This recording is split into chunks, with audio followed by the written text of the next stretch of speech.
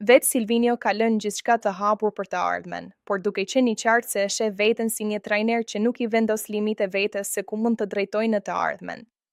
Në një intervistë për Bola Quadrada, ai është ngacmuar edhe rreth kësaj teme dhe braziliani ka theksuar se në korrik do të ulet të mendojë mirë bashkë me stafin se çfarë do të bëjë, por duke insistuar se ka situata të favorshme përpara. Pas përfundimit të këtyre dy ndeshjeve, më 26 dhe 31, kemi një kontratë deri në fund të Kupës së Botës. Shpresojmë të arrijmë atje, është një situatë e paprecedent, e vështirë, por jo e pamundur. Dhe pas kësaj, kemi plotësuar 3 vjet e gjysmë me federatën, një punë e ndërtuar shumë mirë nga ana e federatës dhe nga ana jonë.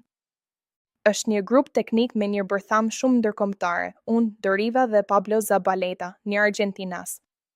Ne të tre sjellim përvoja shumë të ndryshme dhe pastaj, me thelbin ton dhe autenticitetin që nuk mund të humbas kurrë, arrim ta marrim dhe ta filtrojmë atë në fushë dhe atë që duan nga lojtarët, diçka shumë interesante. Unë jam një trajner që nuk vendos kufi. E kuptoj që ekziston ky grup teknik ndërkombëtar, e shoh veten tashmë si një trajner brazilian, natyrisht, por që është duke stërvitur në Shqipëri, ka stërvitur në Francë, ka stërvitur në Brazil. Me pak fjalë, shoh përpara. Shoh situata shumë të favorshme për ne si grup, por edhe për veten time. Do ta shohim. Pas Kupës së Botës, ndoshta, më në fund do të duhet të ulemi dhe të mendojnë.